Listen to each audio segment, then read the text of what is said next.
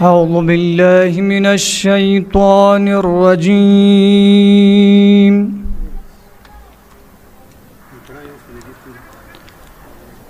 بسم الله الرحمن الرحيم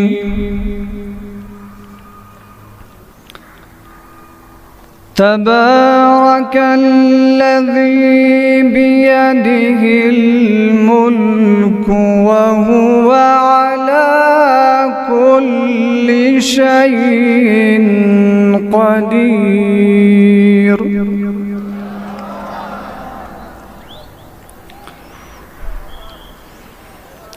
الذي خلق الموت والحياة ليبلوكم أيكم أحسن عملا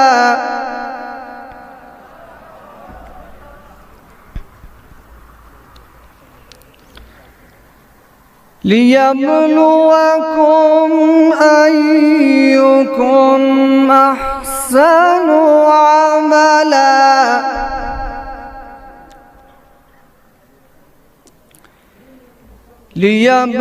ليبلوكم أيكم أحسن عملا وهو العزيز الغفور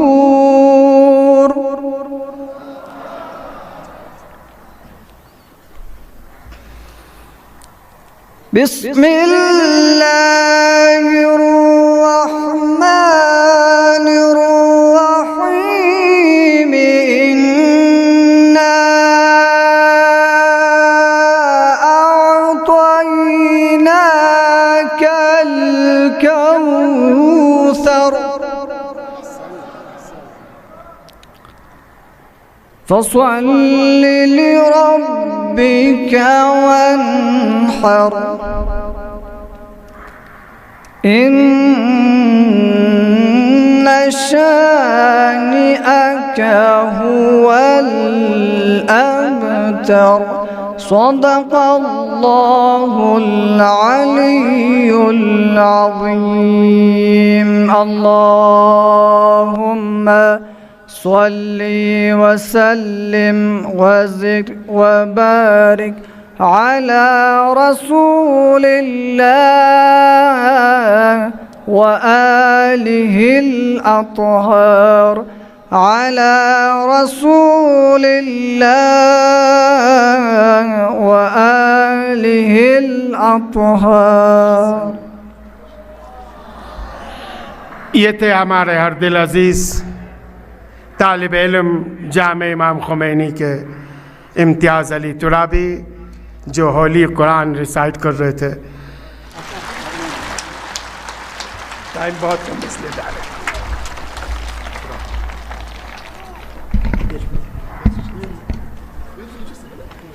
रजनी पाटिल जी, असगर करबलाई जी, कमर अली खान जी, गुलाम रज़ा जी, मनोज यादव जी, यूसुफ अली जी, Congress party के हमारे प्यारे कार्यकर्ता भाइयों और बहनों, आप सबका यहाँ बहुत बहुत स्वागत, नमस्कार।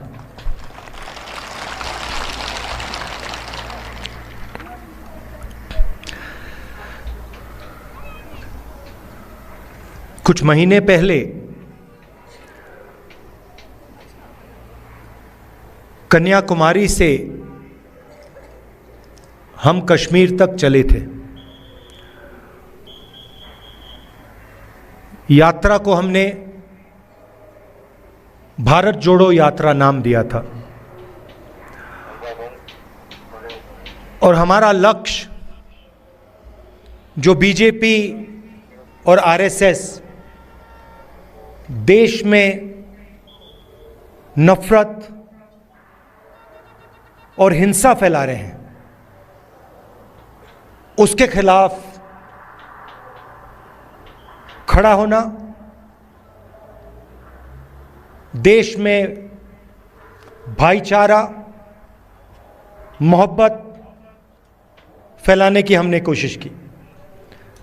यात्रा का मैसेज था बहुत अच्छा नारा जो यात्रा में से निकला था, नफरत के बाजार में हम मोहब्बत की दुकान खोलने निकले हैं। और यही आपकी सोच है। पिछले दिनों में अपनी आंखों से मुझे यह देखने को मिला। यात्रा श्रीनगर में नहीं रुकनी थी, यात्रा को लद्दाख में आना था, मगर उस समय सर्दी थी, बर्फ थी और एडमिनिस्ट्रेशन ने हमें मना किया, कहा कि लद्दाख में नहीं जाना चाहिए। तो हमने बात मान ली थी। तो मेरे दिल में था और अभी भी है कि लद्दाख में भी हमें वो यात्रा चलानी चाहिए। शायद छोटा सा पहला कदम लिया, पैदल नहीं गए, मगर मोटर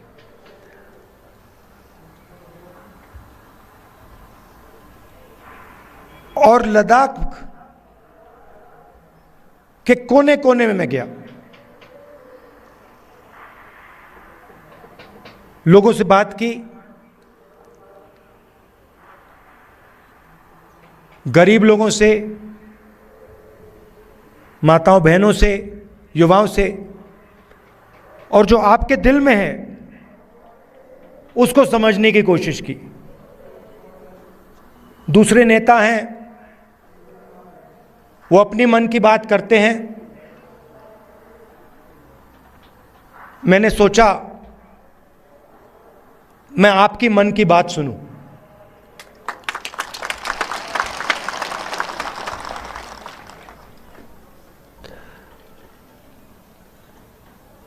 एक बात तो बिल्कुल साफ है कि जो गांधी जी की विचारधारा है, कांग्रेस पार्टी की विचारधारा है,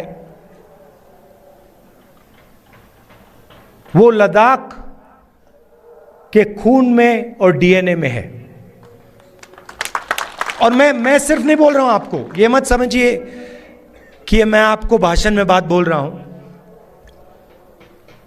मोटरसाइकिल में मैंने पूरे लद्दाख का चक्कर काटा है और रास्ते में देश भर से हमारे लोग लेबर का काम करते हैं। बिहार से, राजस्थान से, उत्तर प्रदेश से, झारखंड से, छत्तीसगढ़ से, अलग अलग स्टेट से यहां लोग सड़क बनाने, लेबर का काम करते हैं। और मैंने जानबूझ के इनसे सवाल पूछा।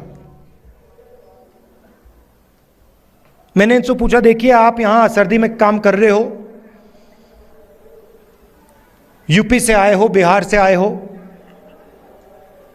वहां पे इतनी सर्दी नहीं पड़ती, यहां पे -10-20 हो जाता है, आपको लद्दाख के लोग कैसे लगते हैं? क्या आपको लगता है कि यहां आप अकेले काम कर रहे हो या लद्दाख के लोग आपकी मदद करते हैं, आपको प्यार दिखाते हैं? मैंने उनसे पूछा, और एक से नहीं, अनेक लेबरर्स से मैंने पूछा, और सारे के सारे लेबरर्स ने मुझे बताया कि हम अपने घर से हजारों किलोमीटर दूर हैं, हमारा परिवार यूपी में है, बिहार में है, मगर लद्दाख में हमें ऐसा लगता है कि हमारा दूसरा घर है।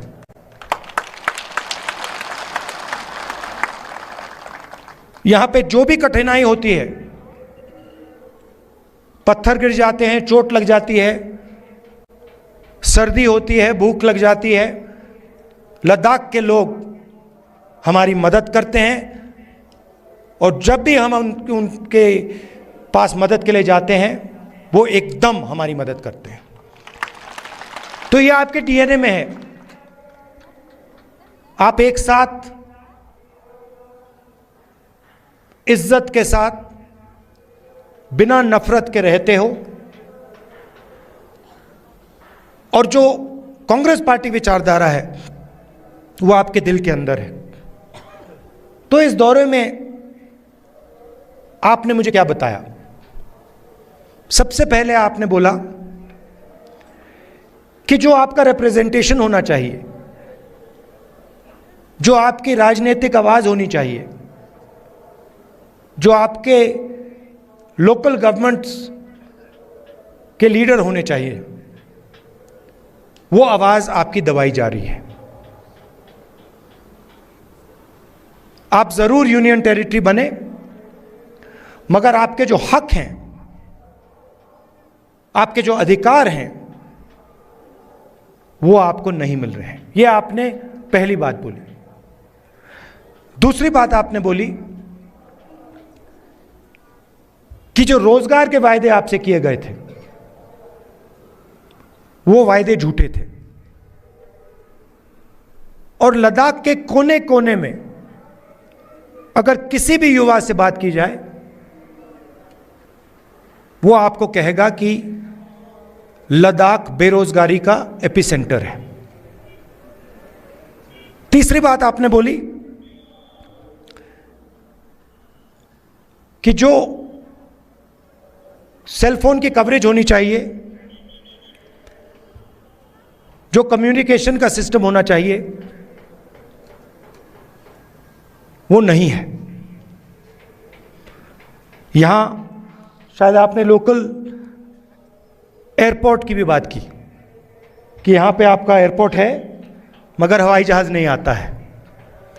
तो मैंने आपकी बात सुनने की कोशिश की और कांग्रेस पार्टी आपके साथ खड़ी है और आपकी जो स्ट्रगल है, चाहे वो आपकी जमीन का मामला हो, चाहे वो रोजगार का मामला हो, चाहे वो आपका जो कल्चर है, आपकी जो भाषाएं हैं, उसकी रक्षा करने की बात हो, हम आपके साथ एक साथ खड़े हैं।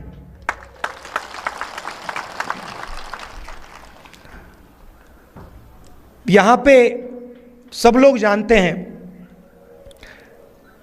कि बहुत सारे नेचुरल रिसोर्सेज हैं। 21वीं सदी में सोलर एनर्जी की बात की जाती है और लद्दाख में सोलर एनर्जी की कोई कमी नहीं है। बीजेपी के लोग ये जानते हैं, समझते हैं कि अगर आपको रिप्रेजेंटेशन दिया जाए तो फिर वो आपसे आपकी जमीन नहीं छीन पाएगी। मामला जमीन का है और बीजेपी के लोग जो आपकी जमीन है आपसे लेना चाहते हैं। अदानी जी के बड़े बड़े प्रोजेक्ट्स यहां लगाना चाहते हैं और उन प्रोजेक्ट्स का फायदा आपको नहीं दिलवाना चाहते हैं। हम ये कभी होने नहीं देंगे।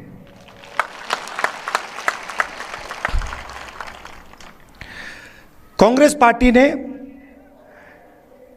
जो ले की एपेक्स बॉडी है और कारगिल डेमोक्रेटिक अलायंस जो है और इनकी जो डिमांड्स हैं उनका हमने पूरा समर्थन किया है।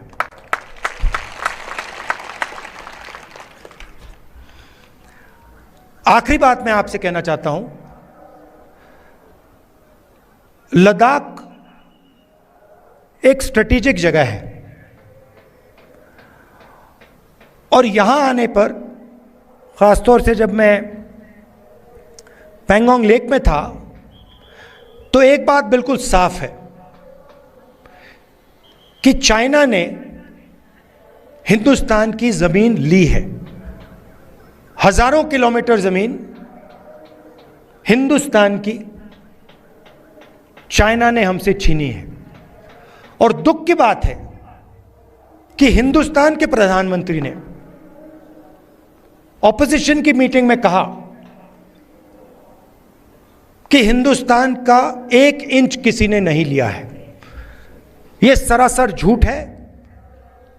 लद्दाख का हर व्यक्ति इस बात को जानता है कि लद्दाख की जमीन चाइना ने हिंदुस्तान से ली है और प्रधानमंत्री जी सच नहीं बोल रहे हैं।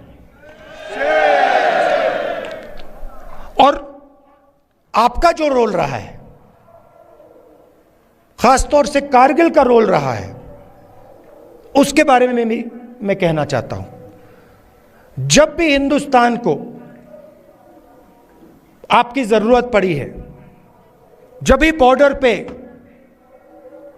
युद्ध हुआ है, तो कारगिल के लोग एक आवाज के साथ हिंदुस्तान के साथ खड़े हुए हैं। यह आपकी हिस्ट्री है। यह आपने एक बार नहीं, अनेक बार देश को दिखाया है। तो मैं इसके लिए आपको दिल से धन्यवाद करना चाहता हूं और आपको आश्वासन देना चाहता हूं कि इस देश में बहुत सारे धर्म के लोग हैं, अलग अलग जात के लोग हैं, अलग अलग भाषाएं बोलते हैं लोग। हमारे लिए सब लोग एक हैं और इस देश में सब लोगों को इज्जत से, मोहब्बत से रहना चाहिए। आप यहां आए, आपने अपना कीमती समय मुझे दिया, इसके लिए मैं आपको दिल से धन्यवाद कहना चाहता हूं। और अंत में कहना चाहता हूं कि अब मैं लद्दाख के चारों ओर घुमा हूं और शायद ये हिंदुस्तान की सबसे सुंदर जगह है और यहां के लोग दिल से बात करते हैं, प्यार से बात करते हैं। इसके लिए आप सबको बहुत बहुत धन्यवाद। नमस्कार, जय हिंद, सलाम।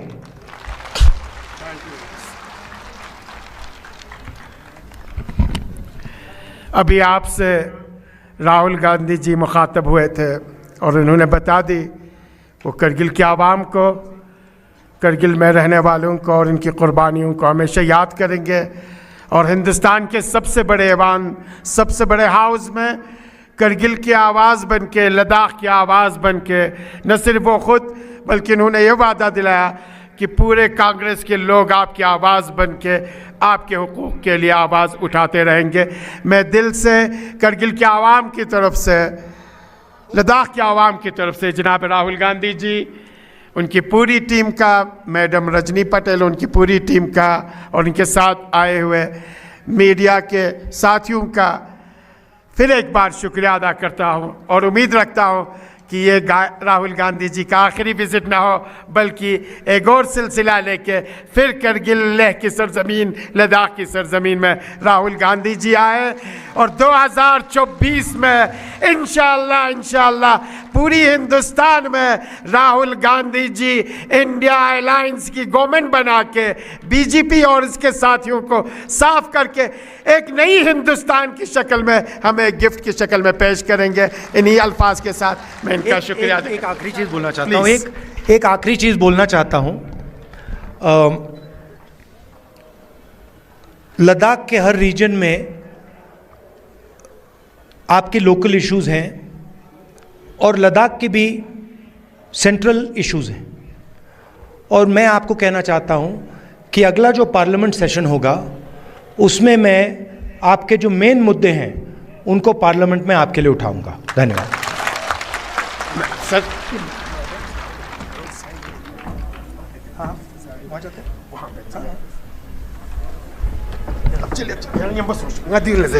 मेहरबानी यंता सगारम बस जुक्स यंता दिका तुजार छु ngach volunteer coachin konem boiling mabadere dika khawatinu nembo chokchi tukpa yo chain anti si narik meherbani dekana considers ko chain dras laka ngane refugee ni memorial deka dekana kon kachulas ko chain yanta aram bas dene ka juks kon being skot pachik ngane volunteer unis konga मेहरबानी आराम बस साजुक्स volunteer उन्हें यंता तुझारां क्योंचिन छुआं क्योंचिन आराम बस देने का जुक्शा यंता साग जगह जगह का वॉलंटियर उन्हें यंता आधे का तुझार लेप चुकचिन छुलेप